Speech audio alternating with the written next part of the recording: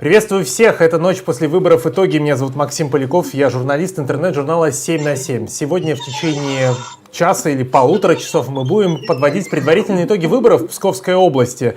Жители региона выбирали депутатов Псковского областного собрания, ну а также голосовали за тех, кто будет представлять регион в Государственной Думе. Эта кампания была очень интересной, не похожа на те, которые были там 5 или 10 лет назад. О том, чем же она отличалась, мы поговорим с нашими гостями. Надеемся, что в течение ближайшего часа к нам присоединятся представители нескольких политических партий, а также наблюдатели.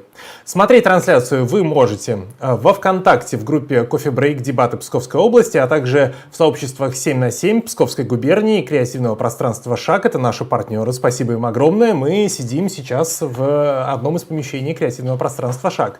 В Фейсбуке, в сообществе 7 на 7 и также на Ютубе. Если у вас есть вопросы, пожалуйста, задавайте их, и мы постараемся переадресовать их нашим гостям. Ну, сегодня днем для начала хочу сказать, что мы вышли на улицы города Пскова и спросили у людей, что они ждут от этих выборов и верят ли в то, что голоса их будут подсчитаны честно. Ответы жителей Псковской области и Пскова я предлагаю посмотреть прямо сейчас.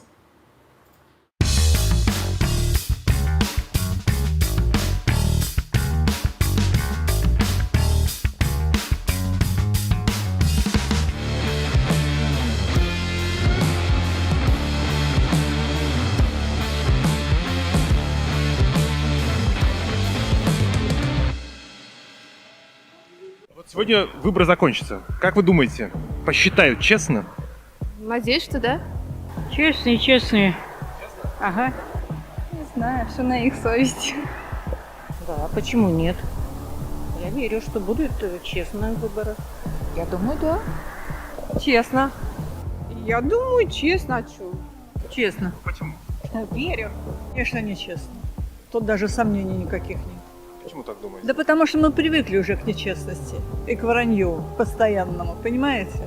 Поэтому надежды на то, что будет все это честно сделано, никакой. Ну, у нас же легитимное правовое государство, поэтому должно быть все по-честному. Вы верите вообще в честность в этой процедуре или нет? Нет. Не знаю, начитаешься интернета, потом начинаешь верить, что на самом деле они подбрасывают и что-то могут не досчитать наоборот. Потому что это Россия. Я считаю, что будет все нормально.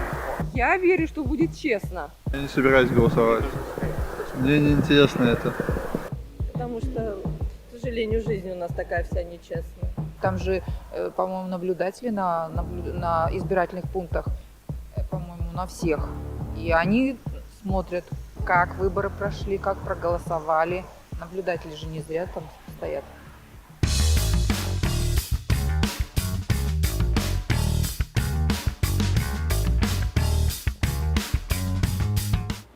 Мы возвращаемся в эфир. Это «Ночь после выборов», специальный эфир интернет-журнала 7 на 7. Для начала хочу сказать, что на 18 часов явка на выборах депутатов Госдумы 8-го созыва составляет в Псковской области 41% и 41,95%, ну а на выборах депутатов Псковского областного собрания 40,92%.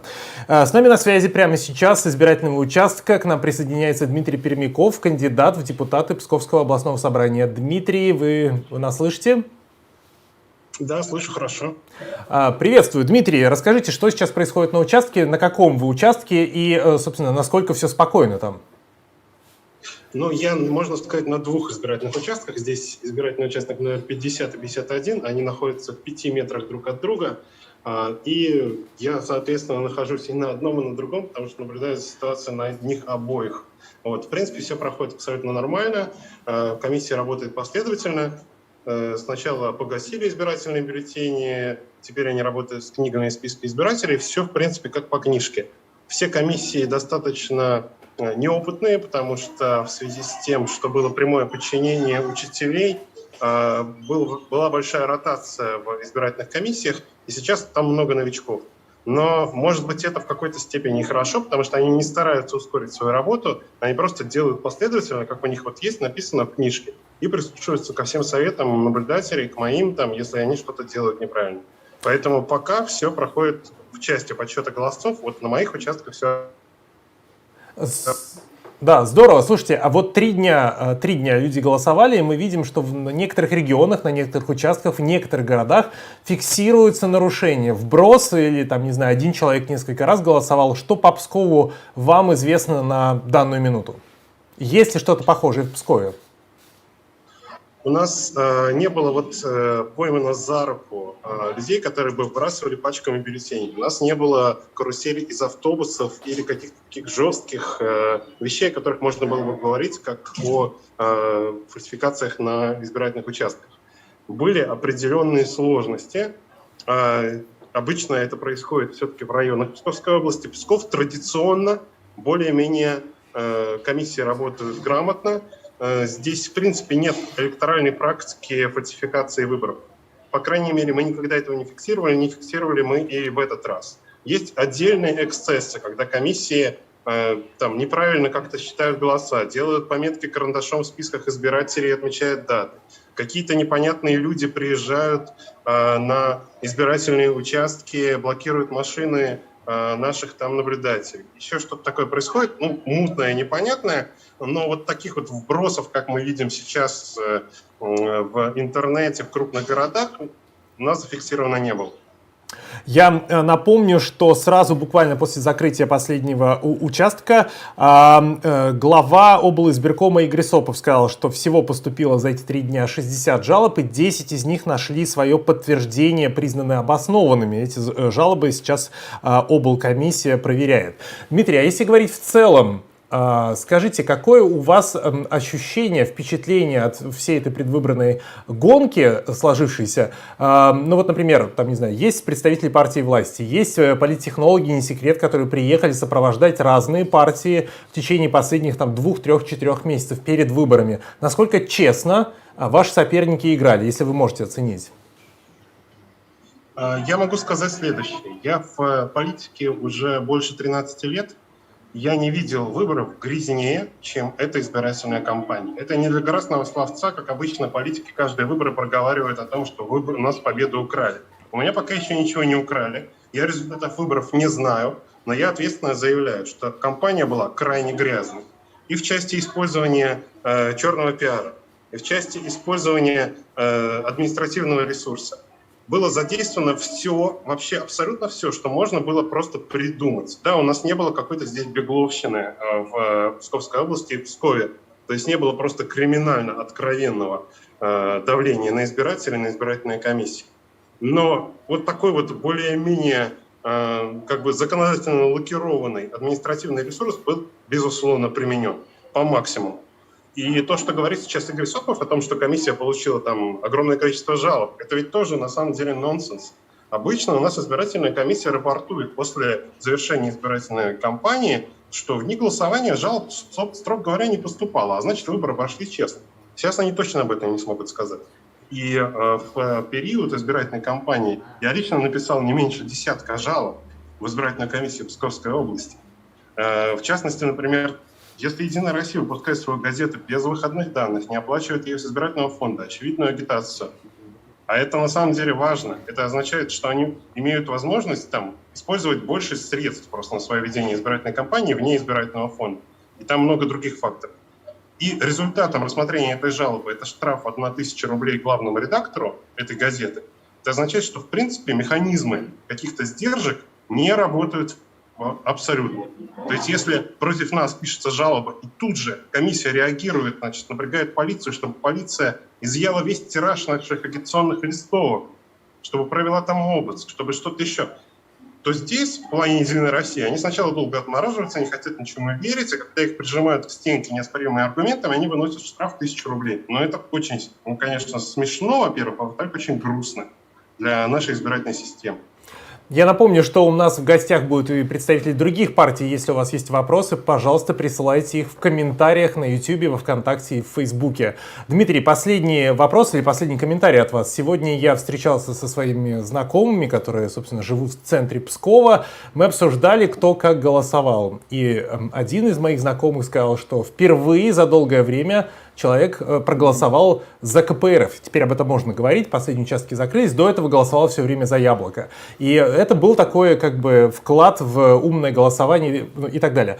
Я не буду спрашивать, ну, в смысле, как вы относитесь к этому. Каждый делает выбор, тот, который он считает правильным. Я спрошу вас про то, как вы думаете, сохранит ли Яблоко свое представительство, может быть, увеличит его или наоборот, оно уменьшится в Псковском областном собрании депутатов. Как вы думаете, как проголосовали люди? Я сейчас могу только предполагать, действительно, мне кажется, что нам удалось сохранить представительство в областном собрании. Я не могу пока дать конкретные цифры и предположить, что все-таки мы получили. Мне кажется, больше 5%. Соответственно, один мандат в областном собрании мы должны получить гарантированно. А все остальное, ну, покажет на самом деле практика. Ведь была большая проблема с снятием наших кандидатов, со снятием лидера списка Льва Шлосберга. Как это отразилось на голосовании избирателей, мы можем только пока предполагать. Мы попробовали выйти из этой ситуации, из форс-мажора, как могли, но сейчас мы увидим, вот буквально, я думаю, в течение 20-30 минут будут первые протоколы избирательных комиссий, и мы увидим результат. Да. Я понял. Спасибо огромное, Дмитрий. Я напомню, что это был кандидат в Псковское областное собрание от партии «Яблоко». Дмитрий, прощаюсь с вами. Удачи вам на подсчете голосов. Наш эфир продолжается, а пока что я расскажу о том, собственно, что делала команда 7 на 7 здесь, в Пскове. У нас есть здесь журналист. Он сегодня находится на избирательном участке в качестве наблюдателя и следит за тем, как происходило голосование. Сейчас происходит подсчет. Но вот видеогруппа, которая обеспечивает телетрансляции, обеспечивает в течение этого времени, она сюда приехала 3 недели назад. И мы здесь готовили 6 эфиров. Мы готовили 6 эфиров и провели их. И было очень интересно разговаривать с претендентами на кресло в областном парламенте от «Единой России». Лично я звонил 2 из них. Один кандидат, его фамилия Кусь, он попросил сначала перезвонить ему через какое-то время. После этого он попросил прислать ему официальное приглашение на бланке редакции. Мы это сделали. После этого он попросил перезвонить еще раз. И в итоге через 2 недели с таких сложных переговоров он отказался от эфира. Он говорит, ну, у меня сейчас нет времени, к сожалению. Второй человек у нас, значит, мы ему звонили и писали, это вице-спикер областного собрания, значит, когда мы только начали с ним говорить, буквально после моей 3-й фразы он спросил меня, вы похожи на ядроса-ненавистника по голосу, вот он меня спросил. На что я ему ответил, что вообще-то журналисты, мы равно удалены от всех политических партий, нам не важно, Единая Россия или не Единая Россия, мы всем задаем вопросы удобные и неудобные, те, которые интересуют большое количество людей. Этот человек от Единой России попросил перезвонить ему через какое-то время, через неделю или через 2, и после этого, значит, тоже отказался от участия в дебатах. Его аргументация была следующая. Ну, вы знаете, что, как обычно, Единой России часто задают неудобные вопросы по поводу тех решений, которые мы принимали за последнее время. Но что же я буду отвечать на эти неудобные вопросы и ждать, я буду ждать провокации от вас в вашем эфире. Но, друзья мои, мне кажется, что это абсолютно незрелая политическая позиция, потому что если вы принимаете решения, то если эти решения непопулярны, вы должны быть готовы отвечать за них, нести за них ответственность. К сожалению, этого не произошло с представителями партии «Единая Россия». Они у нас в эфире не появились, отказались, так сказать, все. Ну и кроме того, до нас доходили сигналы о том, что представителям других партий, парламентских, маленьких, в администрации губернатора запретили приходить к нам на дебаты. И в итоге у нас в гостях были представители только 2,5, 3 под конец партии, КПРФ и Яблоко. Мы сделали выводы, что вот эти партии в Псковской области обладают своей политической субъектностью, они в состоянии принимать решения, их члены в состоянии принимать решения самостоятельно здесь, внутри региона. Но под конец к нам пришел представитель ЛДПР, как нам передавали то ли в Москве, то ли здесь в регионе представителям ЛДПР запрещали приходить к нам, но человек не побоялся, пришел и получил свои очки, отвечал на вопросы, дополнительное время в эфире, в интернете, возможно, возможно, люди увидели его ответы и так далее. Я попрошу подсказать режиссера, готов ли у нас следующий гость. Нет, не готов. Мы вызваниваем нашего следующего гостя. Пока что еще расскажу такой момент. Меня пригласили сюда на местный телеканал поговорить просто о политике, о нашем проекте. И в преддверии записи программы один из людей сказал, что, вы знаете, вы так рассказываете про псковскую политику, как будто здесь есть что-то интересное, а здесь ничего интересного и не происходит. Со стороны, как мне кажется, все-таки интересного здесь много, и это в некоторой степени, скажем так, ошибочное. Не то, что ошибочное, это просто искаженное восприятие реальности, потому что вы не видели, как мне кажется, регионы, где действительно ничего не происходит. Там нет вообще ни одного независимого политика. А здесь, как мне кажется, и Яблоко, и КПРФ имеют трибуну. И с этой трибуны они высказывают свое мнение в отношении различных законов или проектов, которые принимает областное собрание. Они критикуют в открытую, и эта критика попадает в местную прессу. У нас есть гость, который готов только по телефону поговорить. Я попрошу нашего режиссера попробовать подключить пока телефонную связь, а я пока расскажу эту историю. Так вот, в итоге, мне кажется, что в Пскове сам факт, само наличие независимых политиков, у которых есть трибуна, очень сильно оживляет пейзаж, оживляет картину, и мы можем благодаря этому, вы можете благодаря этому, узнавать что-то новое, что-то интересное.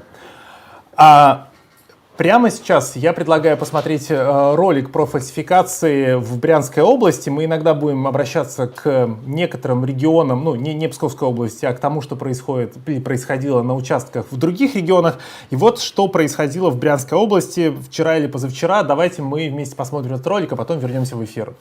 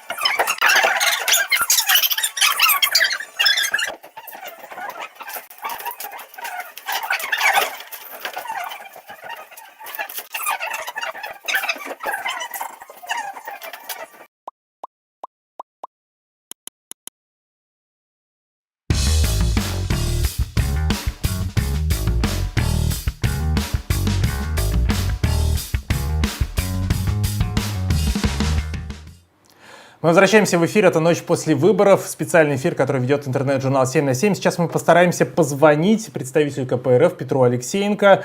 Я очень надеюсь, что он подойдет к телефону, и мы сможем поговорить вместе с ним. Он нам расскажет, как он оценивает итоги выборов. Телефон, да, сейчас мы попробуем вывести в эфир. Так. Да. Петр, добрый вечер.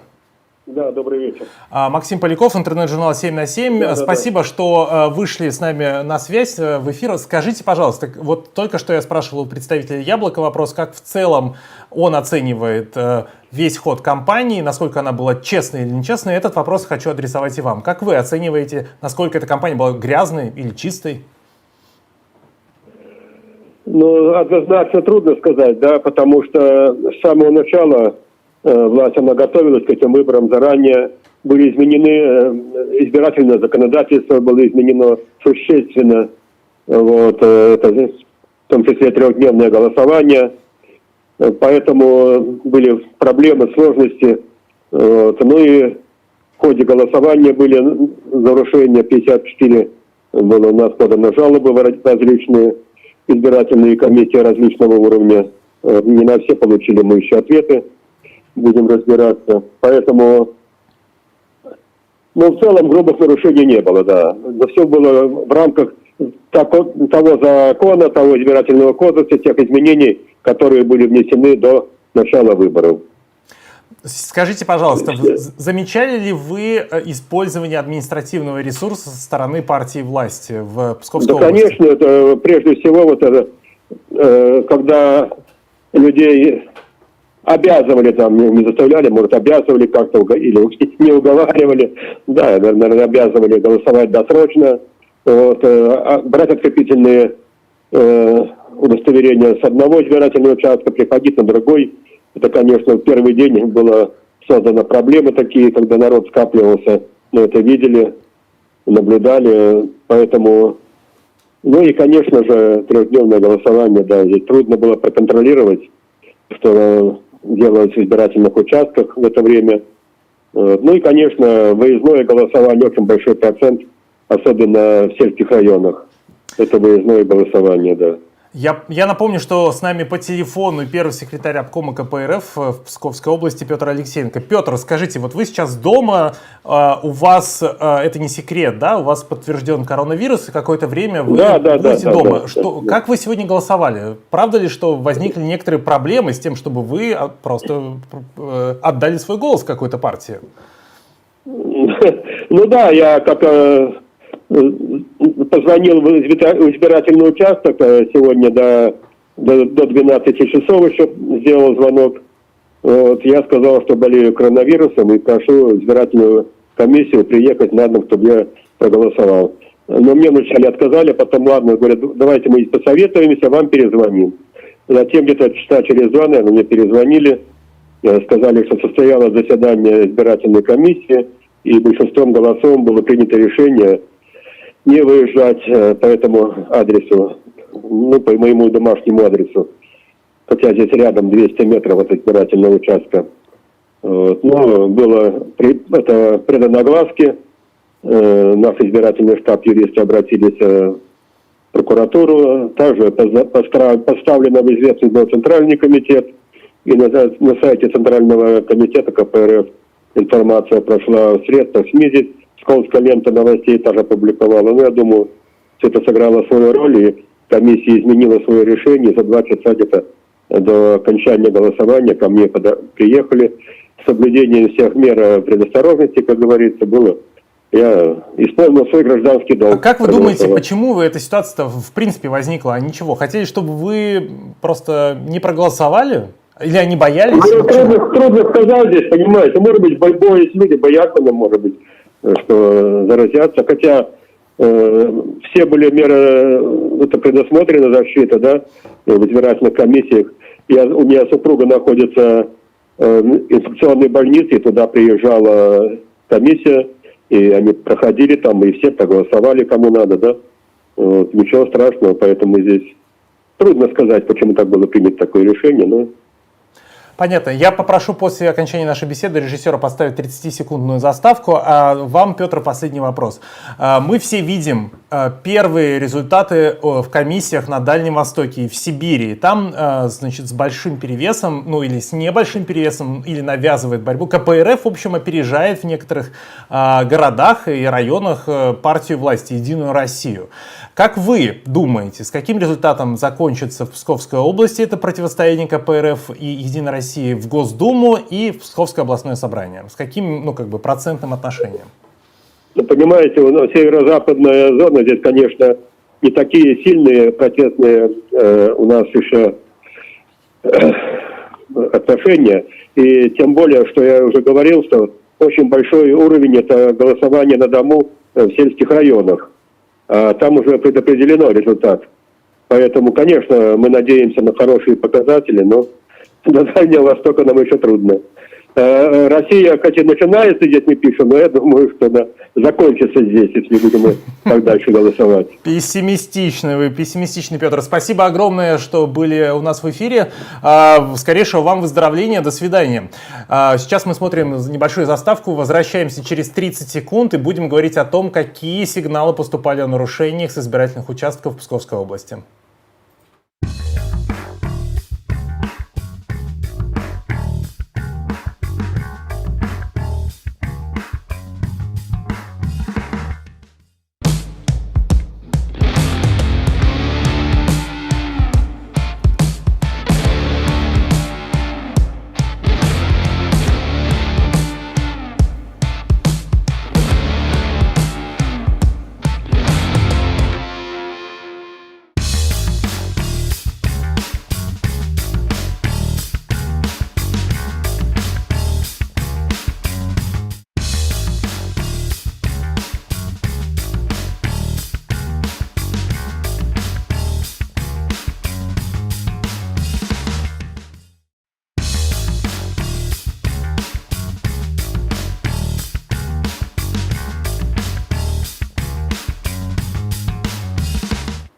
Это прямой эфир 7 на 7, ночь после выборов итоги. Мы подводим итоги этих сложных 3 дней в Псковской области и разбираем то, каким образом, значит, партии боролись за голоса жителей региона и в том числе выясняем, какие нарушения и сигналы о нарушениях поступали в последние 3 дня. Рядом со мной, напротив меня, председатель регионального отделения движения «Голос» Владимир Жилинский. Владимир, добрый вечер. Добрый вечер. Итого, вот у нас есть официальные данные, 60 сигналов поступило, 10 из них признаны обоснованными. Насколько эти данные, озвученные представителем облизбиркома, совпадают с твоим видением ситуации? Слушай, ну порядок, наверное, правильный, да, но признание обоснованным или необоснованным, оно само по себе как-то не очень обосновано. То есть часто были случаи, когда кто-то подает жалобу, говорит, там, у вас там на избирательную кабинку для тайного голосования смотрит камера, в которую видно, как люди голосуют. Об этом пишут жалобу, комиссия принимает жалобу, отворачивает камеру от кабинки, а жалобу признает необоснованной. То есть требования удовлетворяются, жалоба признается необоснованной. Была ли она обоснованной? Была. Вот, поэтому разделение жалоб на необоснованные и обоснованные я считаю какой-то странной и не очень адекватной прихотью избирательной комиссии. Вот. А вообще жалобы были, жалоб было много, жалобы были по делу. То есть, если хотите, я могу рассказать, да, на что жалуюсь в основном. Да. Я сейчас просто тогда расскажу, как я голосовал. Голосовал я на участке номер 1, это Псковский государственный университет. И, собственно, там не было кабинки или шторок, там была такая перегородка. Она была высотой, ну такой, да, сантиметров 40, может быть, 50. А камеры висели сбоку, вот прям над нами. И я тоже обратил внимание, думаю, интересно, как же... Но очень-очень странно все это выглядит. Ну, то есть мне нужно сжаться к одному углу, к одной стеночке, чтобы не было видно. Ну, в общем, то есть я обратил на это внимание. Итого, какие жалобы чаще всего поступали и какие из них самые, ну, вопиющие, если так можно сказать? Слушай, смотри, первые 2 жалобы складываются как 2 плюс 2. Это звенья одной цепочки, которые привели в итоге к интересному. Часть первая – это принуждение голосования. То есть это подвоз бюджетников, военных, МЧСников, таможенников, всех, до кого смогли дотянуться, то есть всех бюджетников, служащих и тому подобных, в пятницу с утра погнали на участки. То есть там сотни и сотни, где-то и тысячи человек стояли в очереди на эти участки. А второе – это камеры, смотрящие на кабинки для тайного голосования. Сложи 1 и 1, получишь 2. То есть солдаты, которым сказали, что ребята на вас будут смотреть через камеру, как бы вы знаете, что делать. Они сделали на голосовании в Конституцию на одном из участков, где голосует воинская часть, явка была 100%, и за поправки в Конституцию они проголосовали тоже 100%, потому что там тоже висела эта камера. Вот. Есть и другие жалобы, вот, которыми сейчас все еще происходит работа в комиссиях и решения, по которым еще не приняты. Это проблемы с так называемыми сейф-пакетами. Это пакеты, в которых все голосование за пятницу и субботу должно было храниться вот эти 2 ночи. Они упаковывали специально технически сложные сейф-пакеты. Это полиэтиленовый пакет с несколькими степенями безопасности. То есть там пленочка, буковки, отклеиваемая ленточка. Если ты его открываешь, то сразу видно, что он был открыт. Да, его нельзя открыть незаметно. Но проблема у них оказалась не в этом. Проблема в том, что их очень сложно закрыть правильно. И объяснение Центра избиркома, в принципе, ну, с натяжкой, но понятно. А вот то объяснение, которое комиссиям сделал областной избирком, оказалось непонятно половине избирательных комиссий. Вот, примерно по моей оценке, половина не поняли, что с этим делать. Они оторвали сигнальную ленту и склеили его, что там осталось. А на самом деле они должны были аккуратно сложить края пакета и из-под сигнальной ленты вынуть полиэтиленовую подложку, чтобы лента ровно ей же и приклеилась. Вот эту ленту, если ее оторвать, она обратно уже не приклеится. А если приклеится, там останутся следы буковок. В итоге, что с этими сейф-пакетами? Сейчас у нас огромное количество бюллетеней лежит в этих сейф-пакетах. Члены комиссии, наблюдатели и совещатели пишут жалобы, потому что есть пункт 3.10 положения номер 13 Центра избиркома, в котором написано, что бюллетени, содержащиеся в сейф-пакетах с отсутствующей сигнальной лентой, являются недействительными, должны быть аннулированы. Но позиция большинства участковых избирательных комиссий заключается в том, что все-таки вроде как бы следов-то вскрытия не было, ну и что сигнальной ленты нет? То есть логично ли такой подход? Возможно. Законный ли он? Точно нет. И вот сейчас как бы мы будем наблюдать в территориальных комиссиях, а скорее всего в областной избирательной комиссии, битву добра со здравым смыслом. За законности и разумности. Кто представляет в этом случае здравый смысл? Представители каких партий или наблюдатели? Кто это? Я бы сказал, что сейчас этим озабочены представители КПРФ и Яблоко, потому что они, отчасти, они заинтересованы в законности происходящего. И я бы сказал, что и сами избиркомы, и, соответственно, власть тоже заинтересованы в этой истории, потому что они заинтересованы, во-первых, показать явку, а во-вторых, показать законность процесса. Но я не знаю, на какую сторону они встанут. То есть, либо они пойдут на законный путь и признают эти бюллетени недействительными, либо они пойдут на какой-то компромиссный путь, признают их действительными, но дадут оппозиции шанс оспорить результаты выборов в судах на этих участках. Я просто вспоминаю 2011 год, да, вот те выборы в Государственную Думу, после которых началась большая волна протестов. И там мне казалось, что и наблюдатели, в смысле независимых наблюдателей от партии, и представители партии, такое ощущение было, ломали через колено. В смысле мы знаем, что мы соврали, и что, и так далее. Сейчас, когда в течение дня мы читаем новости, мы видим новости в некоторых регионах, там, где были вбросы, там отстранили председателя УИКа от своих обязанностей. Где-то там подвоз или один человек голосовал 2-3 раза, переодевая платки и так далее. Там тоже, там признаются результаты на этих выборах недействительными на этих участках. И тоже что-то происходит с сотрудниками комиссии, которые задействованы в этом.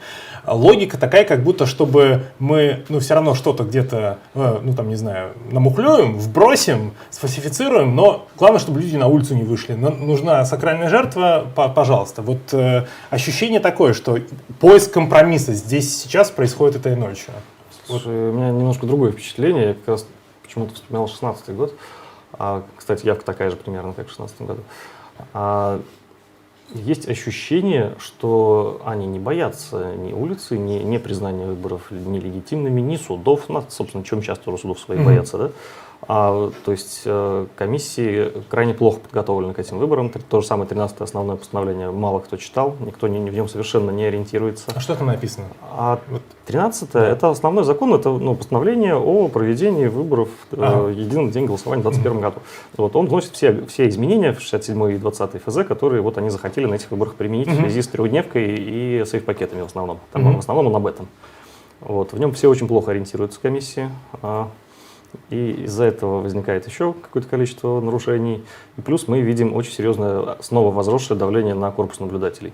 То есть, с одной стороны, нас кошмарят, нас признают инагентами, не знаю, что это, стараются всячески как-то помешать нашей деятельности, а с другой стороны, при этом они нас копируют, клонируют, там создают МТИКи, там общественные палаты, центры наблюдения, я даже не вникал. Ну, такое замещение происходит. Ну, Они ну, симулятор создают. симулятор, фактически, да. Кстати, в смысле, у нас есть там плашка, что движение «Голос» признано иностранным агентом, но я не сказал это вслух, говорю. 15 секунд ты должен это говорить. Да, каждые 15. Иначе все, плетьми на главной площади Пскова будут бить завтра утром. Что происходило в Великих Луках? Очень много сигналов оттуда, что есть нарушения. Что именно? Какие сигналы это? Смотри, Великие Луки – это город, у которого репутация города бандитского, который, по крайней мере, раньше управлялся бандитским кланом. И есть бытует мнение, что ничего не изменилось. Вот. Там довольно мало наблюдателей.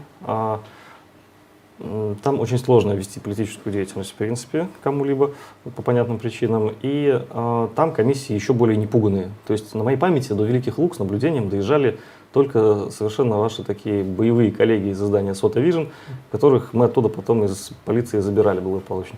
То есть там это проблемный город, там очень тяжело наблюдать. То есть, ну, не Чечня, конечно, но весело. Вот. Что касается нарушений, там половина города, то есть город поделен на 2 округа, в одном из них ни одна комиссия не справилась с упаковкой этих чертовых сейф-пакетов. То есть по факту нужно сейчас понимать, как бы, либо мы признаем результат выборов состоявшимися только в половине города, либо мы, я не знаю, что там делать, то есть либо нужно каким-то образом переписывать это положение задним числом, потому что, ну, это невозможно. То есть есть участки, на которых бюллетени 2 ночи хранились просто в незакрытых пакетах и без видеонаблюдения. Кстати, вот сейчас мне прислали ссылку, что в Санкт-Петербурге одна из территориальных избирательных комиссий все-таки признала один из таких пакетов недействительным, и аннулировала Прецедент. его. Первый прецедент. Не знаю, повлияет ли это как-то на решение нашей комиссии или нет, но там совпало, что, во-первых, не смогли правильно заклеить, и второе, он не находился под видеонаблюдением ночью. 2 фактора. Да. А что за история, когда машину зажали, странные люди, в этой машине был... Расскажи. Александр Захаров был, это человек из партии «Яблоко». Насколько я помню, в этих выборах он не задействован ни как политтехнолог, ни как кандидат, никак не задействован. Вот. Он в качестве водителя вез участок СО-166 в поселке Темша Псковского района. Он вез туда юриста партии «Яблоко», который должен был, он сам является членом какого-то уровня избирательной комиссии, я не помню какого, он вез туда этого юриста, чтобы он помог там как-то разобраться, потому что там как раз обнаружился открытый пакет с бюллетенями, который провел 2 ночи как бы на территории комиссии. Его не закрыли, потому что не смогли, они оторвали сигнальную ленту, а он не склеился, он без нее не клеится. Вот, и он стоял открытым. Насколько я понимаю, все еще идет какая-то разборка по этому поводу. Решение все еще не принято на территориальном уровне. А Саша Захаров привез туда юриста, и его с 2 сторон подперли машинами какие-то бандиты. Мы видели иногда таких провокаторов, они действительно могут быть довольно агрессивны в Псковской области. Была одна драка с ними на моей памяти. Обычно они представляют какие-нибудь такие спойлерные партии, типа там Родины или вот что-то такое. Что-то, что никогда нигде не избирается, но все время везде баллотируется. Понятно. У меня последний вопрос. Сегодня в течение дня мы видели очень много новостей на разных ресурсах про то, что голосовать приходили люди в совершенно странных костюмах. То в костюме зебры, то какого-то древнерусского рыцаря, то, значит, какие-то аквалангисты, то пираты из «Пиратов Карибского моря» и так далее. Как ты думаешь? Ну, этих новостей как-то очень много стало, очень много. Почему такое происходит? Слушай, можно я здесь процитирую кумира и скажу, как Екатерина Шульман: думать нужно не об этом. Я не знаю, зачем они это делают. Возможно, они пытаются привлечь какое-то внимание к избирательному процессу. Возможно, это в их голове это увеличит явку или, по крайней мере, отвлечет от того кошмара, который вокруг в новостях творится. Не знаю. Ну, я не вижу в этом ничего сильно остроумного или интересного. То есть давайте лучше, может, выборы честно проведем там. Перестанем мучить, гонять людей туда.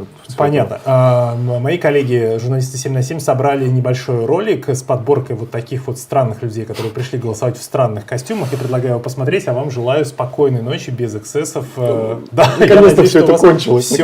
Да, чтобы все у вас было хорошо. Давайте посмотрим. Спасибо.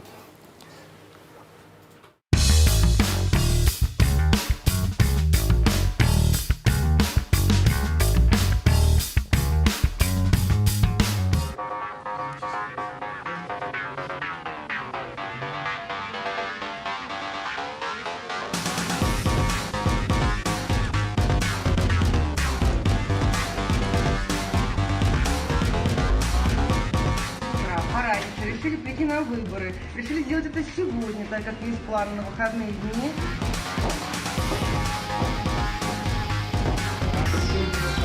Клуба «Мечта» пришли сегодня в своих костюмах проголосовать на участок.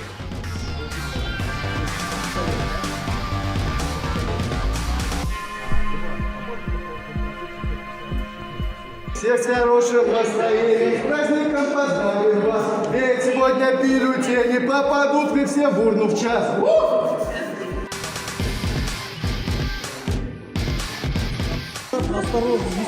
Так, покажите открытый сейф-пакет.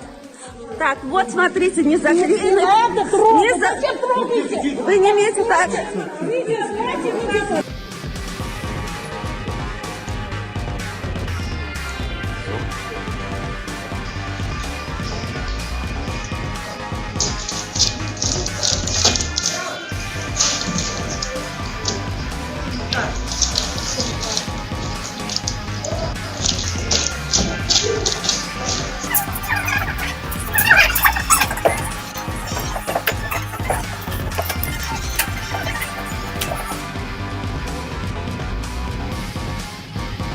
В 2 раза больше. 7-й, 8-й. Сейчас она отвалится.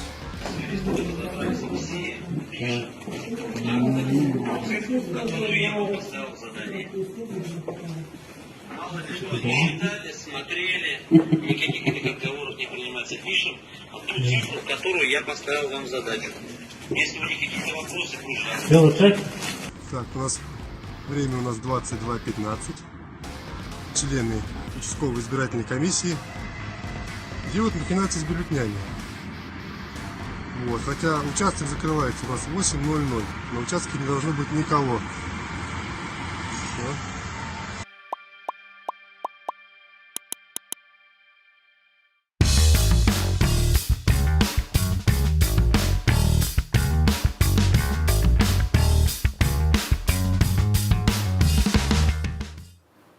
Мы возвращаемся в эфир. Это «Ночь после выборов. Итоги». Меня зовут Максим Поляков. Этот эфир для вас ведет команда интернет-журнала 7/7. Находимся мы в креативном пространстве «Шаг». Наши партнеры, спасибо им огромное.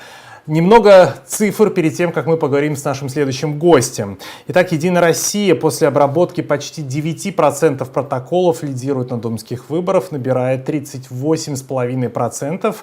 Эти данные приводит Интерфакс. КПРФ набирает 25% с небольшим, ЛДПР почти 10%, «Справедливая Россия», «Патриоты за правду» 6,5%, чуть больше, ну а «Новые люди» 7,9%. Мы говорим про выборы в Государственную Думу. Ну а Псковская лента новостей приводит слова Юрия Сорокина. Это заместитель секретаря регионального отделения партии «Единая Россия». По его словам, явка на выборах выросла благодаря 3-дневному голосованию. Мне кажется, людям понравилась такая система голосования. В пятницу на участке пришло много людей, в субботу многие были заняты своими делами, а в воскресенье снова избиратели отправились голосовать, поскольку это традиционный день для выборов. «Голос» публикует картинку, по которой явно видно 2 пика. Пятничный и сотрудники, члены, активисты движения «Голос», которые признаны иностранным агентом, напомню, связывают это с так называемым подвозом избирателей. В первую очередь это бюджетники, которых попросили, заставили, уговорили, пригрозили проголосовать в первый же день, чтобы повысить явку. Ну а второй пик, по мнению экспертов «Голоса», признанного иностранным агентом, приходится на воскресенье. Именно в эти дни, в этот последний день приходили те люди, которые боялись, что их голос могут украсть. Ну вот в такую ситуацию, как нам кажется, попала наша журналистка 7/7 из Смоленска Алена Хлиманова. Она пришла на свой участок номер 558 и обнаружила, что за нее уже кто-то проголосовал. В книге учета избирателей значились чужие паспортные данные, мое имя и прописка. Я проголосовала, а они там, комиссия голосования устроили, чтобы не разрешать мне переголосовывать фактически. Но, во всяком случае, так утверждает сама комиссия. Алена вызвала полицию. Иногда такое случается. Мы сейчас связываемся с другим журналистом 7/7. Это Иван Журавков. Иван находится на одном из избирательных участков Пскова. Иван, слышишь ли ты меня? Да, Максим, я тебя слышу. Иван. Я не Да, слышу, Максим. возможно, Иван меня слышит. Я слышу тебя. Ваня. Да, я тебя слышу. Алло. Сейчас мы попробуем связаться с ним еще раз. Ваня на связи, только просто я его не слышу. Иван должен нам рассказать, как проходит подсчет голосов на одном из этих участков. Давайте попробуем еще раз вывести его в эфир. Нет? Да. Ваня, Да, слышишь ли Максим. ты меня? Да, я тебя слышу. Наконец-то, рассказывай, на каком участке ты находишься и что в данный момент там происходит. Нет? Что-то звук у нас прыгает и плавает. Давайте попробуем еще раз все-таки. Да. Ваня, еще раз расскажи, на каком участке ты находишься и что там происходит. Максим, ты у меня пропадал. Я поэтому, может быть, в пустоту сейчас скажу, но давай я расскажу. Давай, говори. Я член участковой избирательной комиссии номер 33. Она находится на месте бывшего индустриального техникума, он так известен, в принципе, для жителей Пскова. Это набережная, это достаточно пожилой относительно избирательный район, то есть молодых людей здесь мало, для тех, кого принято считать молодежью. Дома относительно тоже старые, то есть каких-то новых домов сюда не попадает. Здесь выбирают своих представителей и граждане, в том числе из так называемого дома милиции. Ну, то есть, условно, он находится напротив одного из районных отделов полиции, городских, точнее, отделов полиции. Ну и, соответственно, люди, наверное, с советских времен тоже там жили поближе к месту работы. Но это не означает, что тут какие-то были очереди, давки, сгоны. Я этого за 3 дня не видел. То есть электорат шел, приблизительные данные можно только сейчас озвучить, потому что точные будут только после того, как их внесут в систему Газвыбора, сверят. Приблизительно по явке это до 40%, то есть это ниже, чем по России.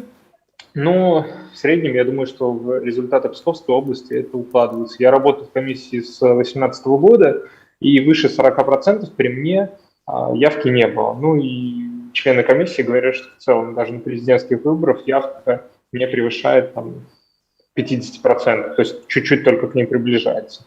Если говорить про итоги какие-то предварительные, опять же, да, то можно сказать, что побеждает предварительно, да, «Единая Россия» по всем видам выборов. Второе место уверенно занимает КПРФ. В некоторых случаях это «Яблоко», но в целом, то есть сохраняется ситуация с, мне кажется, 5-партийным парламентом, где «Яблоко» порой занимает 3-4 место. То есть «Единая Россия», КПРФ и «Яблоко». Низкие, на мой взгляд, показатели по моему именно участку, да, от ЛДПР и «Справедливой России». По некоторым компаниям, я сейчас не могу сказать точно по каким, потому что у меня нет перед собой предварительных итогов, «Яблоко», например, разделило голоса с новыми людьми.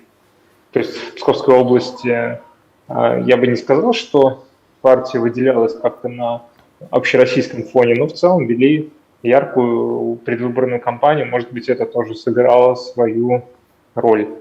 Я как бы знаю о результатах предварительных на других избирательных участках, и ситуация в целом похожая. То есть «Яблоко» уверенно так в пятерке, где-то 3-е, где-то 4-е место, но не ниже 4-го по именно Псковскому областному собранию.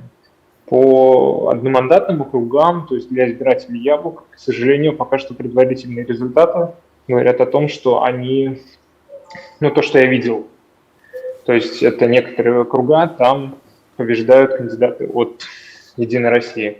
Но, опять же, данные предварительные, поэтому точно сказать можно будет о них только после того, как ТИК их внесет в Газвыборы, заверит, и уже появятся официальные какие-то сведения.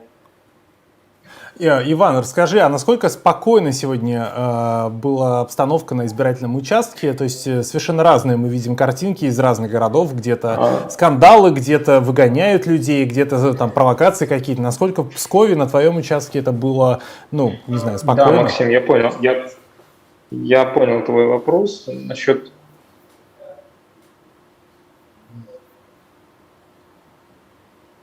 Мы слышим тебя. Говори.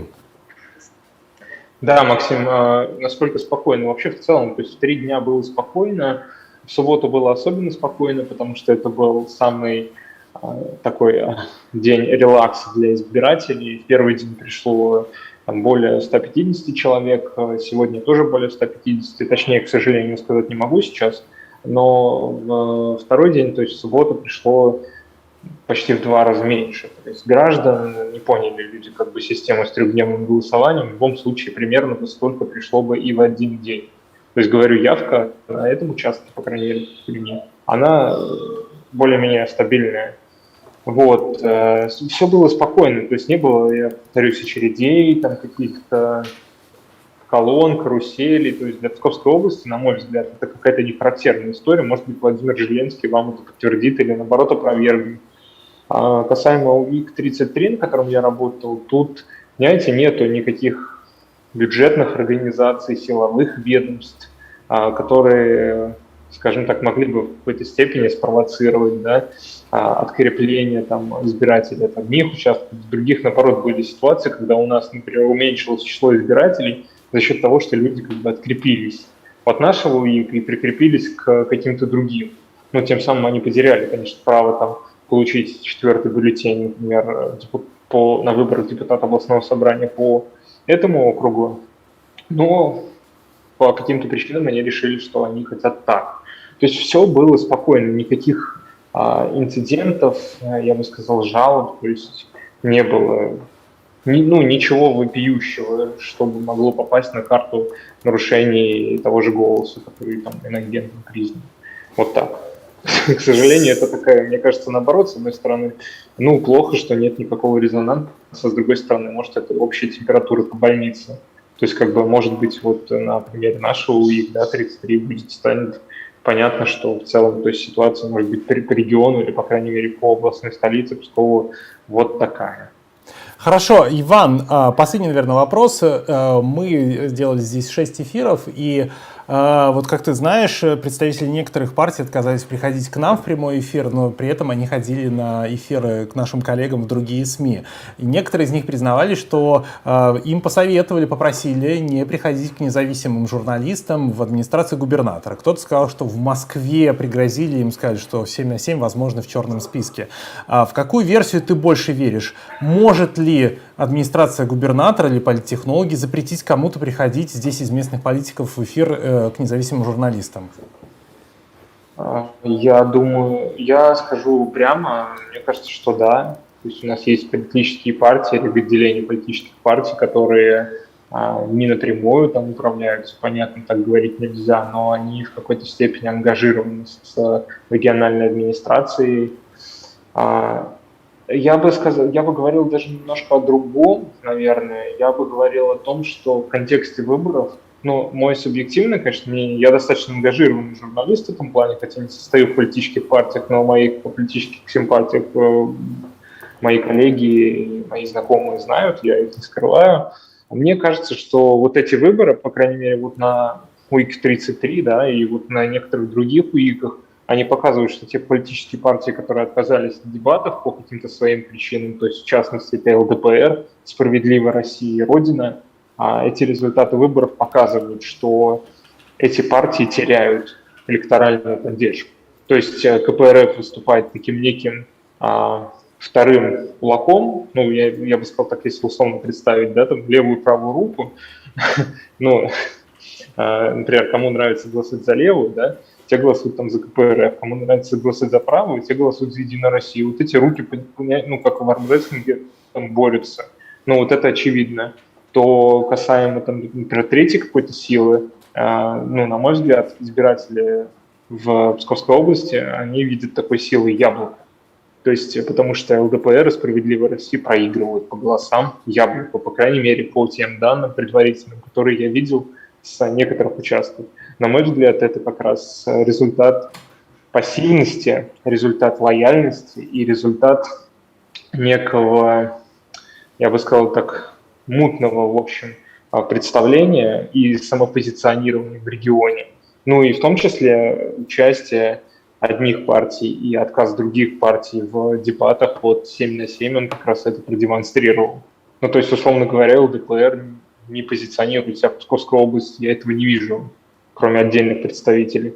«Справедливая Россия» позиционируется, к сожалению, на фоне своего лидера, который просто, была бы его воля, он бы сказал: я снимаю всех своих кандидатов, лишь бы просто по округам шли клоны Михаила Юрьевича Ведерникова, губернатора нынешнего. Я причем уверен, так бы очень могло бы быть. Возможно, мои слова и оценки будут очень субъективны и грубые, но мне кажется, что в данный момент ситуация такая. Касательно прародины я вообще ничего не могу сказать, то есть партия набирает просто единицы голосов, ну то есть тут о позиционировании вообще речи не идет, как бы Родина как партия, ну, федерального масштаба, за исключением там некоторых людей, например, депутата Госдумы Алексея Журавлева, у которого, скорее всего, есть какие-то договоренности по своему прохождению, возможно, они просто, ну, как бы в регионе, они, наверное, все.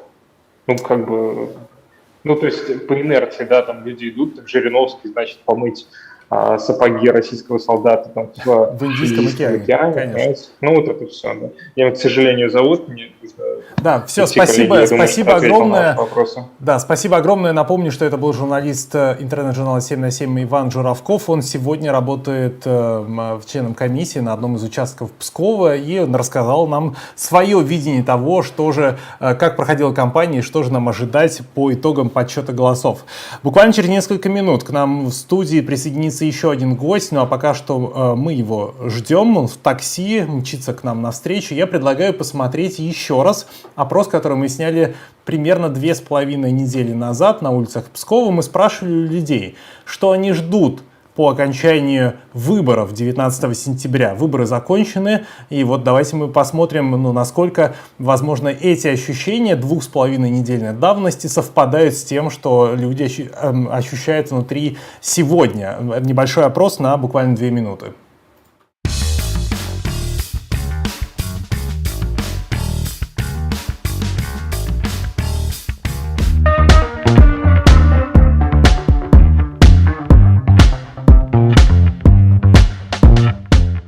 А вот что, в принципе, вы ждете от выборов? Как ваша жизнь изменится? Как вы думаете? Вроде бы нет предпосылок к переменам. Честно, ничего. Ну, не знаю, всегда надеешься на лучшее, всегда надеешься, что что-то поменяется, но пока не особо.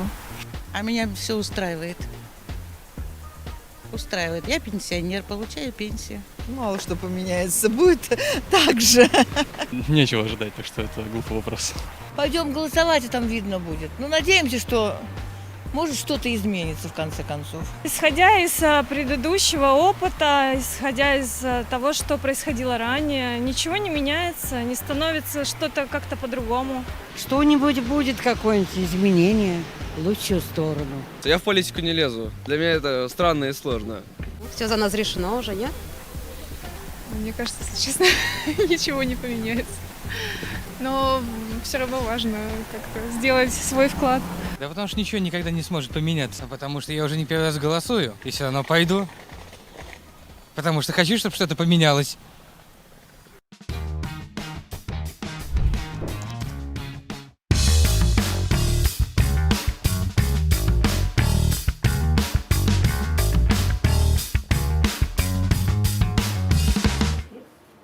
Мы возвращаемся в наш эфир. Его проводит интернет-журнал 7 на 7. Меня зовут Максим Поляков. Мы ждем нашего последнего гостя, чтобы обсудить предварительные итоги выборов в Государственную Думу и в Псковское областное собрание. Но перед этим я расскажу вам одни из последних новостей по явке и по тем процентам, которые набирают партии после обработки некоторых процентов бюллетеней. ЦИК огласил первые итоги выборов. У «Единой России» больше 40%, а у КПРФ меньше 25%. В парламент проходит и партия «Новые люди». Помимо прочего, 5% барьер преодолели также партии ЛДПР и «Справедливая Россия», «Патриоты за правду». К нам продолжают поступать первые реакции на выборы. Вот так, например, Псковская лента новостей публикует со ссылкой на МК слова координатора регионального отделения ЛДПР Антона Минакова. Псковские либерал-демократы, по его словам, ожидали наблюдали более высокую явку на выборах в Госдуму и в Псковское областное собрание. По моим данным, явка превысила 40%, цитирует Минакова. Она достаточно низкая, мы ожидали явку на более высоком уровне, это примерно 50% и выше. Координатор регионального отделения подчеркнул, что в условиях напряженной эпидобстановки голосовать на избирательных участках было безопасно. Нормы Роспотребнадзора на участках соблюдались. Я сам приходил сегодня голосовать, мне измерили температуру. Я это тоже подтверждаю. Когда я зашел голосовать на участок, мне сначала измерили температуру, потом предложили обработать руки специальным антибактериальным гелем, дали маску, если у меня, правда, была своя. Ну а дальше все сотрудники участковой избирательной комиссии находились, помимо того, что в масках и перчатках, так еще и специальных халатах. Вот в этом вопросе как раз, значит, безопасность была обеспечена, мне кажется, наилучшим образом. Ну и еще раз я вернусь к одной из тем, насколько сама кампания в Псковской области выглядит, скажем так, травоядной или плотоядной. Да, конечно, за прошедшие 3 дня мы не видели на участках каких-то серьезных эксцессов на разных участках Псковской области. Вместе с тем, ну вот в Великих Луках, как уже говорил Владимир Жилинский, руководитель регионального отделения движения «Голос», который признан иностранным агентом, люди похожие фактически то ли на тетушек, то ли на каких-то, не знаю, спортсменов, гопников, они блокировали машины волонтеров. Также еще один случай произошел в Великих Луках, когда неизвестные, они монтажной пеной залепили выхлопную трубу автомобиля еще одного волонтера. То есть такие полукриминальные, полубандитские методы используются в Великих Луках. И, к сожалению, это говорит о том, что все зависит, наверное, от маленьких сигналов, от сигналов, которые исходят от региональной власти и так далее. Я приглашаю нашего гостя в студию, можно прямо зайти, сесть, я пока представлю нашего гостя. У нас в студии появляется лидер Псковского яблока Лев Шлосберг. Лев, добрый вечер. Максим, добрый вечер.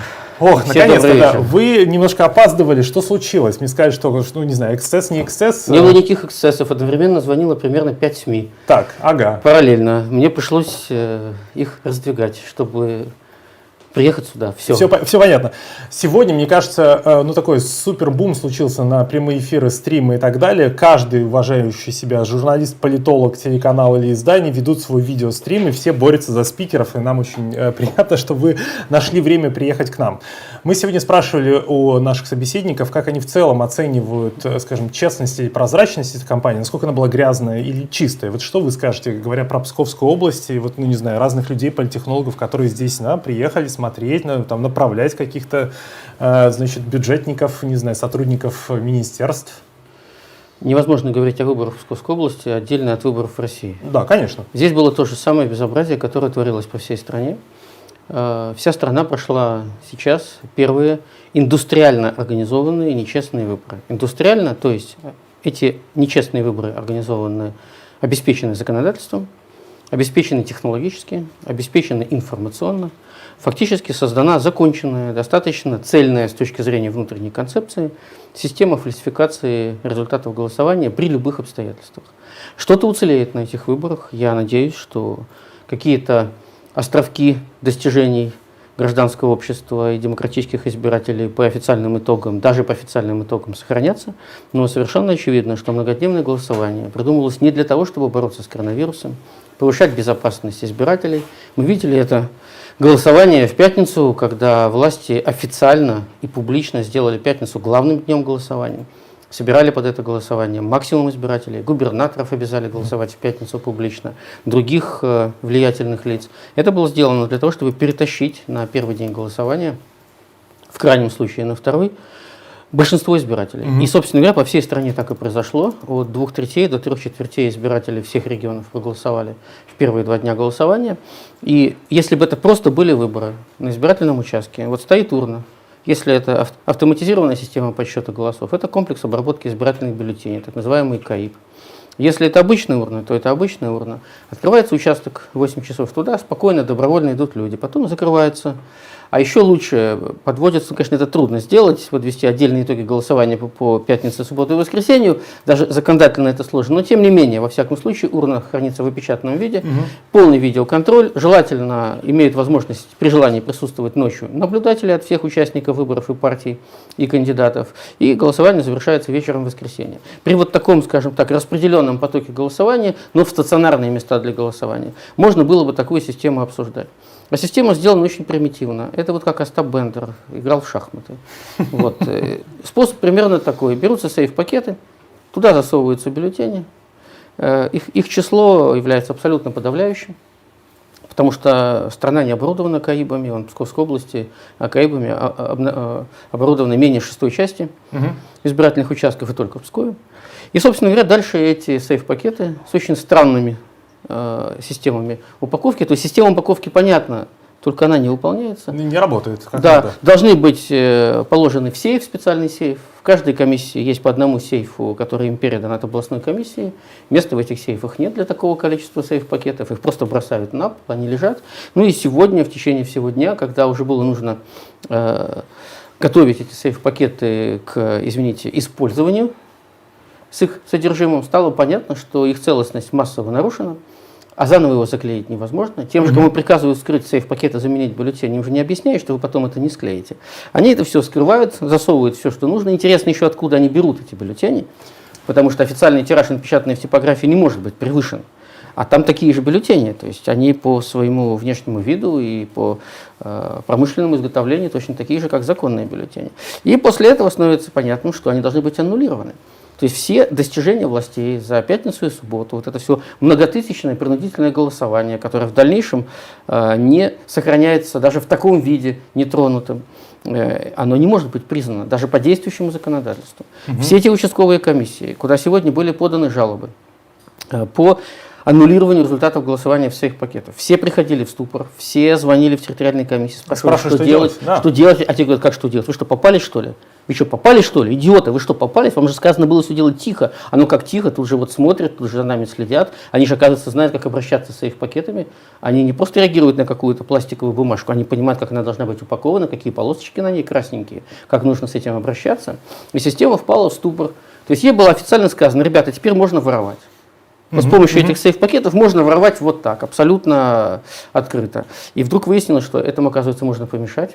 Оказывается, есть правила работы с этими проклятыми сейф-пакетами. Какой-то человек написал инструкцию, оказывается, что с ним можно работать законно, а им объяснили, что никакая законность не нужна. Вот там сейф-пакет, сегодня в нем один комплексный обед, а потом вы заменяете его на другой комплексный обед. И так голосовала вся страна. То есть вот то, о чем сейчас важно сказать, какими бы ни были официальные результаты голосования. Вообще я очень надеюсь, что хотя бы несколько демократических политиков в стране станут депутатами Государственной Думы. Это очень важно для хоть какого-то сбалансирования того кромешного мрака, который уже много лет творится на высшем эшелоне российской власти. И какие-то достижения будут. Я думаю, что общий счет голосов по итогам голосования за партии в Псковской области и в других регионах, может быть, нескольких регионах, не будет совсем безрадостным. Я надеюсь, что Яблоко сохранит статус парламентской партии Псковской области по тем первым результатам из Пскова и Великих Луг, которые мы уже получили к этому часу. Но совершенно очевидно, что это вот попытка пройти сквозь стену, пробиться сквозь асфальт, заставить систему выполнять хотя бы эти иезуитские правила. Силы тратятся не на то, чтобы спокойно организовать избирательный процесс, а на ловлю жуликов. Когда в Тимше наш член комиссии Псковского района с правом совещательного голоса обнаружил вскрытые сейф-пакеты прямо в середине дня и стал писать заявление об аннулировании результатов, кто приехал в Тимшу на избирательный участок? Бандиты.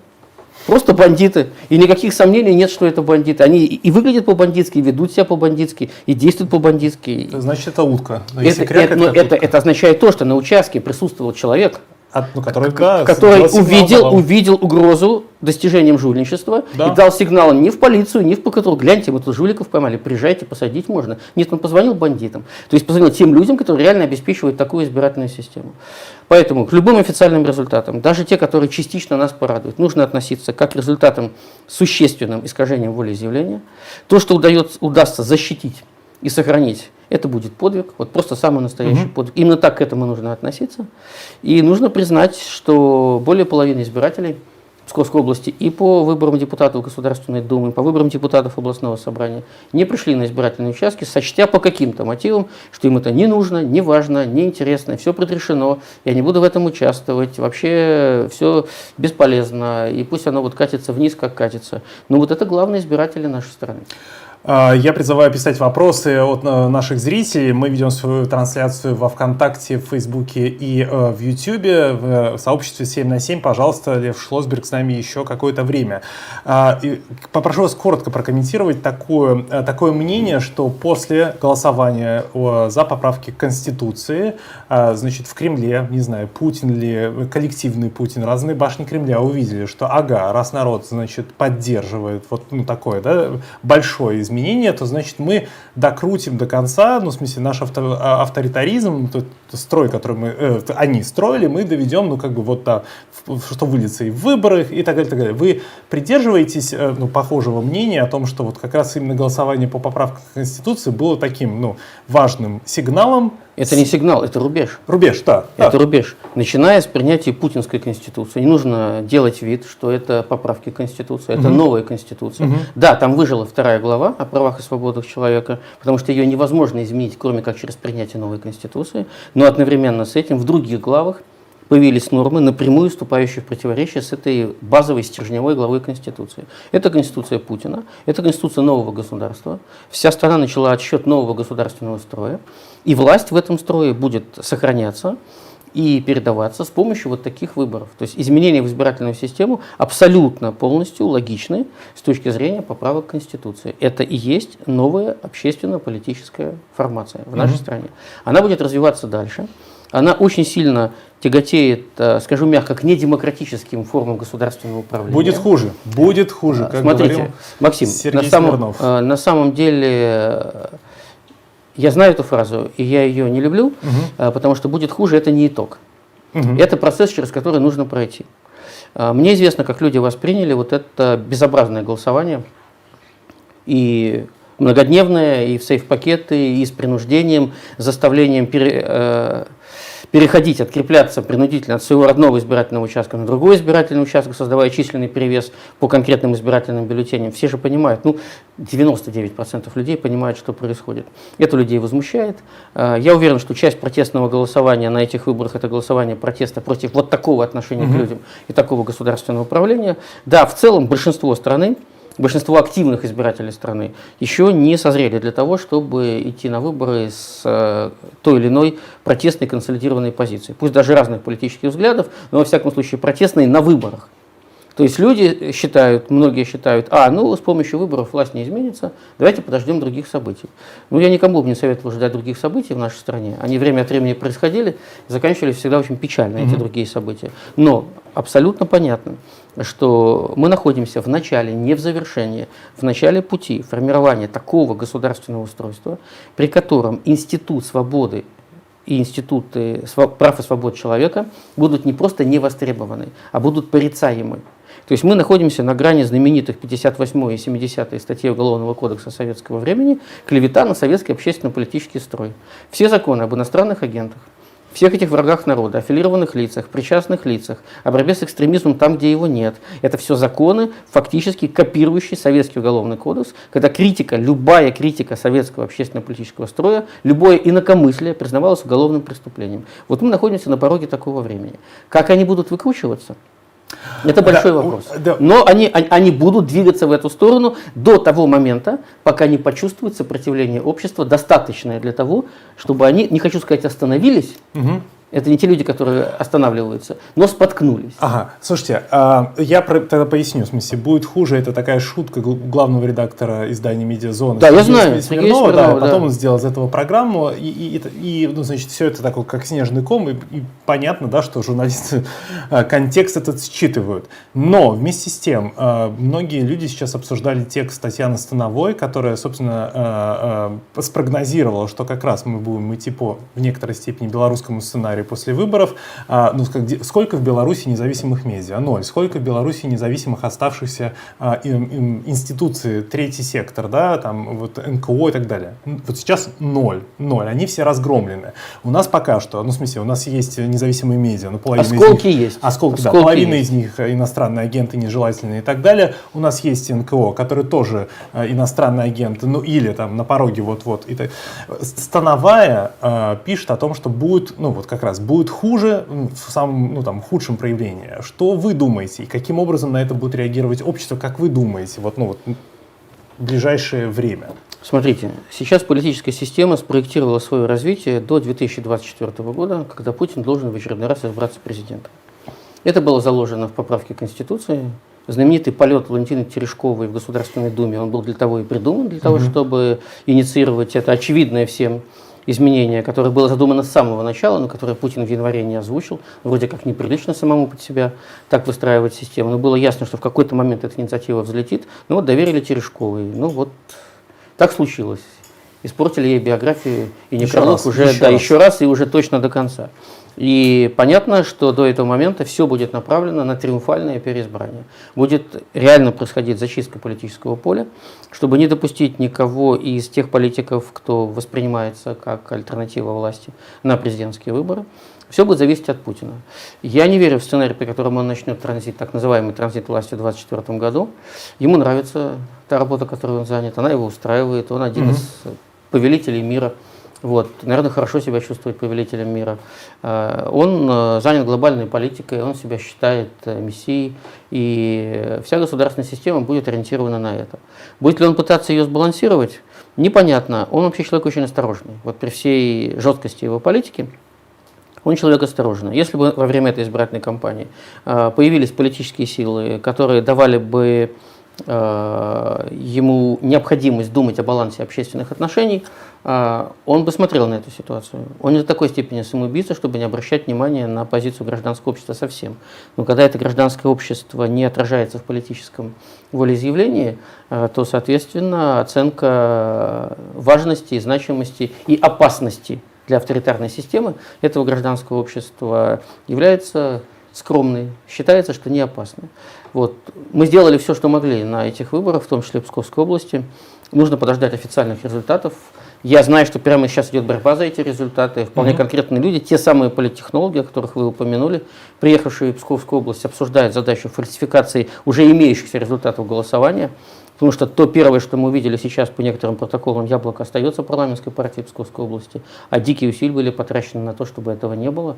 Соответственно, сейчас они будут пытаться... Думать, как исправить. Думать, как исказить даже уже искаженные результаты голосования, которые не входили в их планы. Это люди бессовестные, люди совершенно криминальные. Они давно уголовники, если посчитать все их заслуги на протяжении последних 10 лет. Я думаю, что лет на 10-15 с конфискацией имущества они себе заработали. Но они востребованы властями. Да. Они востребованы. Кстати, буквально перед вами, почему я опоздал, плохо в одном СМИ ругать другое СМИ, но позвонила вне очереди «Эхо Петербурга» по телефону, просила прокомментировать то, что происходит в стране на финише кампании при подведении итогов, и в том числе привело цитату губернатора Петербурга Александра Беглова: «Выборы прошли великолепно, результатами доволен, настоящее честное волеизъявление, а кто недоволен, у того истерика, и тот не владеет собой, не готов признать поражение». Слушайте, после всего того, что творилось в Петербурге, ни один ответственный политик не оправдает это все одной фразой. Как минимум скажет: да, есть в чем разобраться, есть к чему присмотреться, мы внимательно посмотрим, мы разберемся, мы отреагируем на все жалобы. Но это просто спасение легитимности. Выходит человек на белом глазу, совершенно спокойно, показывает свое довольство. Он заказал это, заказ выполнен, ему хорошо и приятно, он говорит об этом на всю страну фактически. Губернатор Петербурга — это все-таки не совсем частное лицо, это известный человек. Он прямо говорит: я доволен, все сделано правильно. Еще неизвестно, чем закончатся выборы в Петербурге. Там совершенно ясно другое политическое пространство, другое соотношение мнений, и при этом одна из самых варварских, просто варварских избирательных систем, почти неотличимая от Северного Кавказа. Это как раз и есть система, напрямую установленная губернатором. В Псковской области избирательная комиссия Псковской области, ее стилистика, во всяком случае, председателя избирательной комиссии Игоря Сопова, это стилистика губернатора Михаила Ведерникова, потому что он предложил его и продвинул на эту должность и согласовал. Слушайте, давайте, вот я расскажу буквально полторы истории. Мне хочется, вернуться в Псковскую область. Вот я приглашал, когда на наши дебаты представителей «Единой России», значит, я читал, возможно, я не прав, возможно, это мое мнение, но я читал интонацию такую, когда я говорил с представителями «Единой России», я здесь хозяин, что ты от меня хочешь? Ты вообще кто? Ты чего от меня хочешь?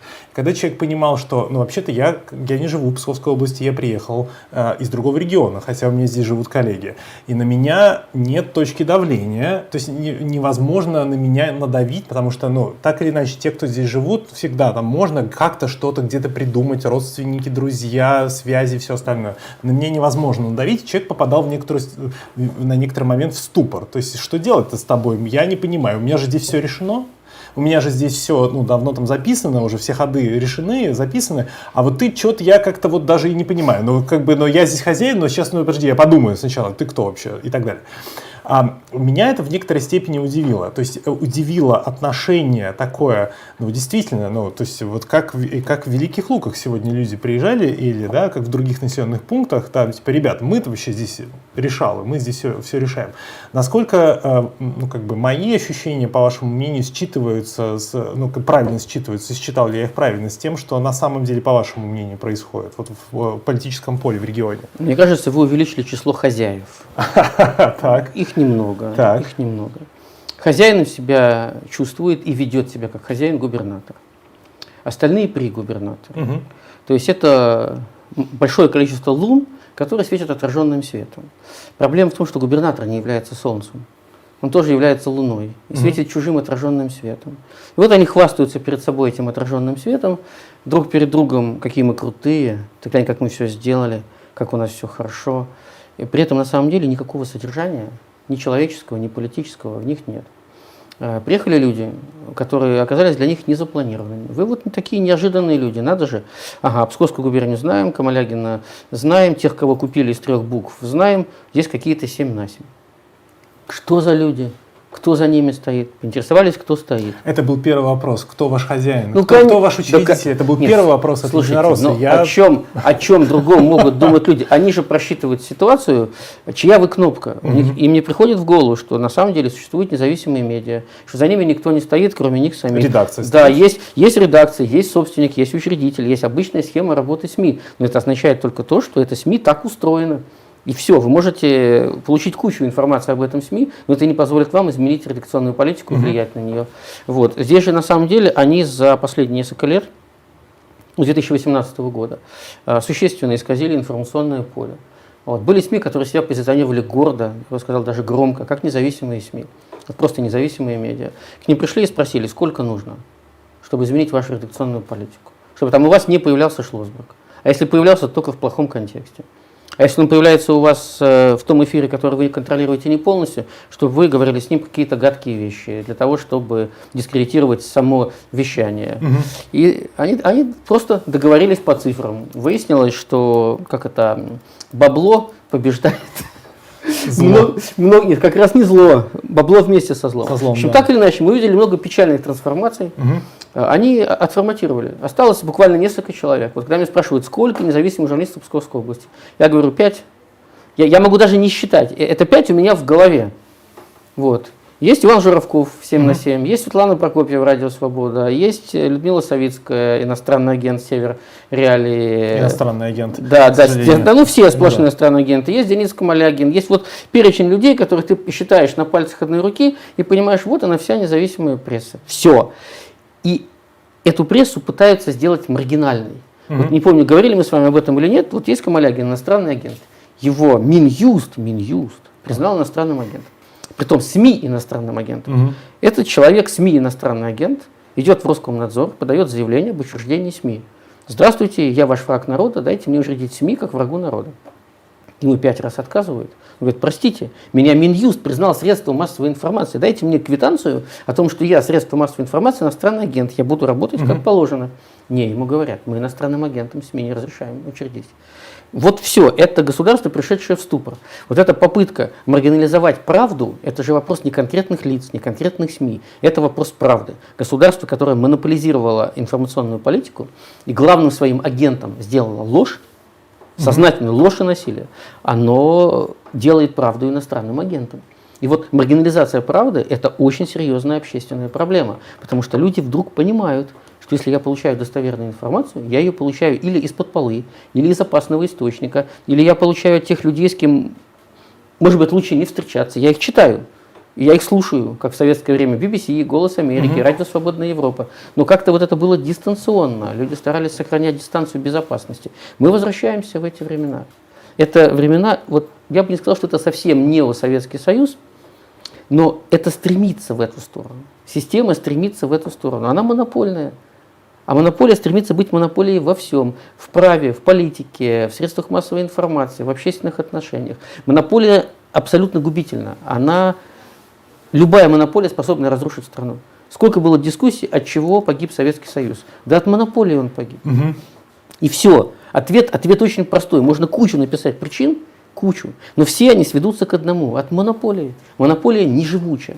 Вот они строят эту монополию всем нам на беду. Два последних коротких вопроса. 25 минут назад наши коллеги, если так можно назвать, Псковская лента новостей запустила свой, значит, прямой эфир. У них они обсуждают итоги выборов. Пойдете к ним? Что, меня звали? Я не знаю, я же вас спрашиваю. Максим, я не участвую в пиар-программах, в принципе. Совершенно понятно, что этот прямой эфир, вот то, что я увидел из анонсов, я, может быть, видел не все, но то, что я успел за 3 минуты увидеть, говорит о том, что это пиар-программа для легитимации результатов выборов. Ну как я могу поместиться в этот эфир? Представьте себе, что я прихожу на этот эфир, говорю то, что я сейчас сказал вам. Все будет сломано. Все, за что были получены нечестно заработанные деньги, вылетит в трубу, потому что я буду говорить то, что не вписывается в эту концепцию. Поэтому что у них там, я не знаю. Нас никого не звали, мы туда идти не собирались. Это их междусобойчик. Они сделали такие выборы, они их будут сейчас легитимировать, освещать, рассказывать об их честности, вообще об их благородстве. Надо же, никого не убили, радуйтесь. Вот, ну, украли у вас столько-то или больше. Ну, подумаешь, какая мелочь. А где украли? А покажите. А отпечатки пальцев? Вот как сегодня комиссии отказывались принимать заявления об аннулировании результатов голосования в сейф-пакетах. Там прямые основания для аннулирования, даже по их законодательству. Отказываются и все. Им же сказали, воруйте. А тут приходят люди и говорят, так, погодите, воровать нельзя. Даже в сейф-пакеты воровать нельзя. Как нельзя, им сказали. А для чего они придумали? Именно для воровства. Как нельзя воровать? Вот мы это не можем обсуждать в том эфире. С вами можем обсуждать, а там не можем. Минута у нас осталась. Скажите, у вас большая команда была, то есть я даже чуть-чуть мне получилось посмотреть, как они работают. Как вы сами оцениваете работу Яблока вот на этой компании? Знаете, я, как любой политик, в любой работе вижу то, что можно сделать лучше. Это первое. Второе, самое главное. У нас была задача сохранить парламентский статус Яблока Псковской области. Я надеюсь, что эта задача, несмотря на все, что с нами делают сейчас, вот в эти минуты, по всей территории Псковской области, будет решена. Если эта задача будет решена, мы можем говорить с командой о продолжении работы не только в прежнем формате, но и в расширении формата. Во время этой избирательной кампании команда научилась делать вещи, которых раньше не делала. То есть, если смотреть на объем работы, который был сделан, он в разы больше того, что мы делали на предшествующих выборах. Только ситуация в стране по сравнению с 2011-2016 годом и в Псковской области, как части страны, ухудшилась не на порядок. Не -1, -2, а на порядок. Страна провалилась в пропасть, и в этой пропасти нет дна. Если в этой ситуации мы устоим вот таким островком свободы, это будет подвиг. Всех, кто это организовывал, всех, кто в этом участвовал, всех, кто показал себя честным человеком. У нас не сломался ни один кандидат из 42, никого не купили, никого не сломали, никто не предал, все честно отработали избирательную кампанию. Я абсолютно уверен в том, что эта команда заслужила победу. Спасибо огромное. Вам хорошей ночи, то есть, чтобы не было эксцессов. И, ну, я всем желаю, все как бы политики в этом вопросе для меня одинаковые, чтобы не было каких-то таких вещей, из-за которых пришлось бы, там, не знаю, не спать до конца дня или там, отбивать свои... Все равно будем ждать результата. Конечно, конечно. Спасибо, что пришли в гости. Надеемся, не последний раз. У нас небольшая перебивка, и мы вернемся в эфир.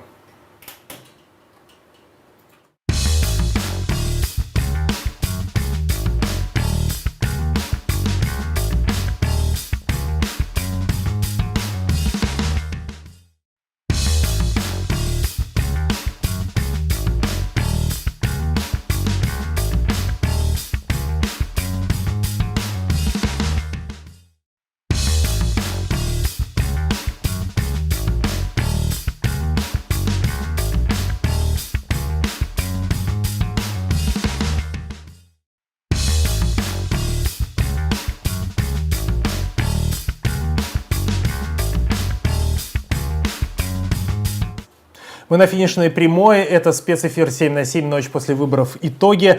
Небольшая цитата перед тем, как я представлю последнего нашего гостя. Во-первых, по предварительным данным Центра избиркома, после обработки почти 16% бюллетеней партия «Новая» люди преодолевают 5% порог. Политтехнолог Константин Калачев об итогах выборов 2021 года сказал, что как раз канализировать протестное настроение в сторону новых людей, главным достоинством которых является название, конечно, был высший пилотаж. На следующих выборах ждем партию честных людей или просто самую новую партию. У нас на связи представитель ЛДПР Валерий Колтаков. Добрый вечер, слышите ли вы меня? Доброй ночи, слышу хорошо. Да, доброй ночи. Слушайте, я у всех представителей партии спрашиваю, насколько они оценивают эту кампанию, честно или нечестно. Что вы скажете, насколько грязные методы использовались в ней или наоборот, все было кристально чисто в Пскове в 2021 году? Эта кампания, которая прошла избирательная, оказалась на удивление тихой кампанией. Я ожидал более агрессивного проведения кампании, особенно в партии так называемой власти. Власть народу принадлежит, они так себя называют. Но они проводили тихо, наверное, были уверены в своей победе. И это тихие выборы, но за этими выборами я боюсь, что нас ждут тяжелые времена, потому что, безусловно, партия «Единая Россия» выиграет эти выборы. Это мы видим по тому, как проходят они проходили эти 3 дня. Это и строем на избирательные участки бюджетники ходили и так далее. Какие-то нарушения, конечно же, были. Даже нам приходили сообщения о 12-й школе, где женщину не пустили просто на избирательный участок, потому что у нее температура была 36,7. И многочисленные остальные, которые мы можем видеть в телеграм-каналах и так далее. Какие прогнозы вы, наверное, у меня спросите? Конечно. То есть я у всех спрашиваю, сохранит ли партия, в вашем случае ЛДПР я думаю, что ЛДПР возьмет больший процент, нежели брали мы на предыдущих выборах. Я думаю, что мы процентов так 11, наверное, возьмем. Это выше нашего партийного процента. Я думаю, что в законодательное собрание зайдет все-таки 2 представителя ЛДПР, потому что поработали мы хорошо на этой избирательной кампании. Особенно поработал штаб ЛДПР. 2 места в Заксобрании, я думаю, будет у нас. Пока рано судить по предварительным каким-то экзит-пулам и тем, что 16% посчитали, пока это мало, 16% ни о чем. Надо ждать глубокой ночи или утра, когда все более-менее прояснится. Когда будут первые результаты уже с наших избирательных участков. Скажите, до вас со мной беседовал лидер «Яблока» в Псковской области Лев Шлосберг, и он сказал, он, скажем так, разделил мнение некоторых и политиков, и политологов о том, что гайки, в кавычках, гайки будут закручиваться после выборов. Чего ожидаете вы с точки зрения того, что режим пытается забетонировать какие-то новые правила, новые основы, по которым он собирается дальше жить и дальше играть? Это будет продолжаться, не знаю, люди будут чаще выходить протестовать, или мы будем, не знаю, ждать 3 марта 1953 года, в надежде на то, что после этого что-то исправится. Что вы ожидаете? Знаете, мои прогнозы неутешительны, потому что если посмотреть на всю историю России, нашего государства, в котором мы живем, в общем-то мы привыкли жить с вождями, с царями и так далее, да? Посмотрите. Царская династия, сколько правила России, потом пришла коммунистическая партия, которая правила нашим государством, да, и люди, несмотря на все репрессии, которые были и там, и здесь, люди терпели, и люди ждали чего-то. Также и здесь. Посмотрите, повысили пенсионный возраст, изменили Конституцию, несмотря на обещание, что это ничего не будет меняться, ничего будет увеличиваться, люди спокойно это съели. Изоляцию на пандемии съели, никто не протестовал, и также люди не будут протестовать, все будет по-прежнему, гайки будут закручиваться, люди будут молчать. И это будет длиться до 1953 года, как вы сказали.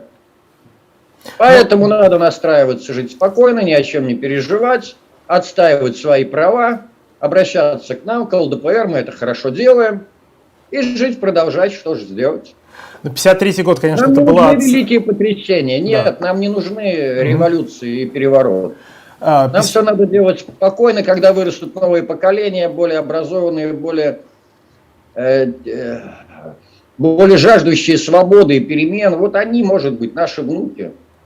Да, я хочу лишь напомнить, что 53-й год это была отсылка к веку 20-му, в 21-м, не знаю, видимо, если до 53-го года дотянем, то, наверное, нужно будет сказать спасибо медикам или каким-то, не знаю, тибетским шаманам, которые там, не знаю, практикуют разные рецепты долголетия. Последнее, скажите, пожалуйста, что вы, как вы оцените то, насколько, скажем, спокойно в плане нарушений проходила эта кампания? Какие сигналы сегодня поступали в штаб ЛДПР, если они были, о возможных нарушениях, фальсификациях, или этого не было? Я могу сказать только о том, что поступало мне, потому что я не знаю, честно, не знаю, что поступало в штаб. У меня сегодня был обычный рабочий день. Я работал сегодня, я вот только недавно приехал домой. Я съездил, проголосовал, побывал у себя на участке, побывал на соседних 2 участках, все везде проходило спокойно. По крайней мере, я не видел ничего.